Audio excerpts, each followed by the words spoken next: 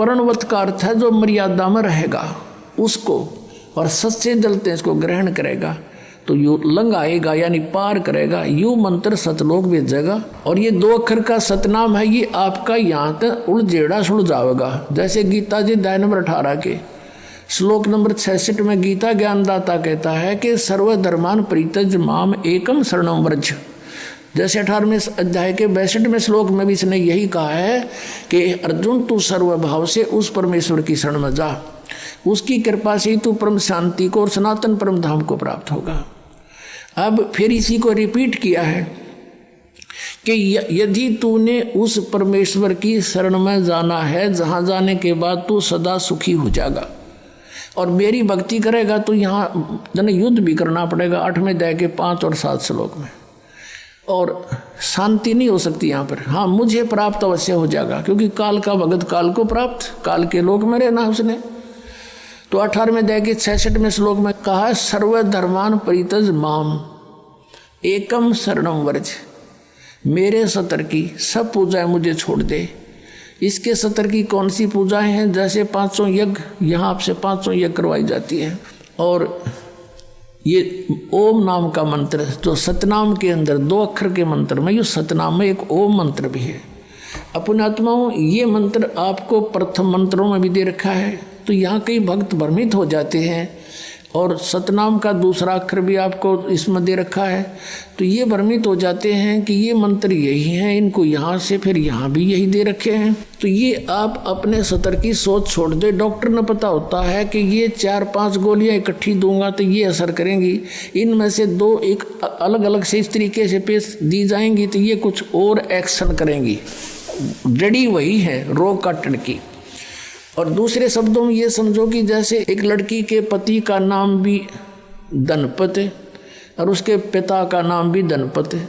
जब वो लड़की अपने पति का नाम लेती है धनपत तो पति पर सुरती होती है, उसको पता है यू धनपत यू है। और जब वो अपने पिता का नाम बताती है तब धनपत उस पिता पर सुरत जाती है कि वो धनपत वो है। तो ऐसे ही समझ लेना, इसमें घना व्याख्या की आवश्यकता नहीं, बुद्धिमान हो आप, भ्रमित ना होना।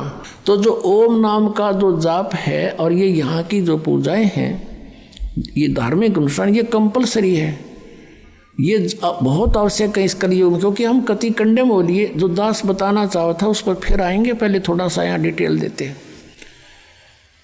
अब उसमें क्या होता है कि सर्वधर्मान परित्यज माम एकम शरणम व्रज, मेरे सतर की सब पूजाएं छोड़ दे, मुझ में छोड़ दे, मुझे दे दे, फिर मैं तुझे कोई पाप कोई कष्ट नहीं दूंगा। जैसे हम क्या करते रहे, पहले भी ओम नाम का जाप जपते थे और पूजाएं कोई नहीं करता था मानव समाज। ये तो कलयुग माँ का हमारे को डिवाइड कर दिया काल ने अपनी सुनियोजित तरीके से।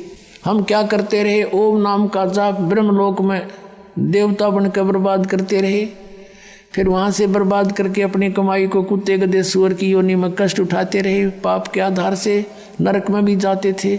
तो अब हम क्या करेंगे कि जो हम पूजाएं करते हैं और जो धार्मिक क्रियाएं करते हैं, हम ओम नाम का जाप करते हैं, इसको एज इट इज दे देंगे सारा। कह ले तेरा अपना तू क्लियर कर दे हमारा सारा अकाउंट, तू सारा चार्ज ले ले अपना आज तक का। फिर ये हमें उसके प्रतिफल में कोई कष्ट नहीं दे सकता, इसका हमने ऋण दे दिया। जैसे पहले क्या होता था कि कोई गरीब व्यक्ति किसी सेठ साहूकार या बड़े किसान से लोन ले लेता था कर्जा, और वो उसका कर्ज नहीं देता था तो उसको मजदूर लगा देता था कि मेरे यहाँ मजदूरी कर, अपने पूरे कर लिए। अब जैसे वो किसी और बड़े सेठ से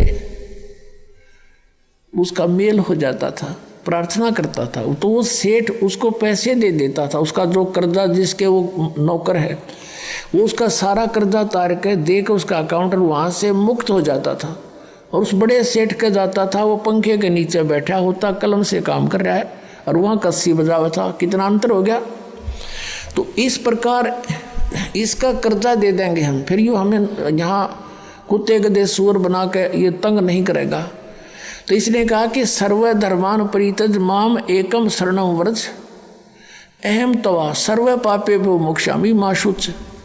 इस काल ने कहा कि तू मेरे सतर की ओम नाम के जाप को उसकी शरण में जाने के बाद जो तू क्रियाएं करेगा फिर उसको मुझे दे देना।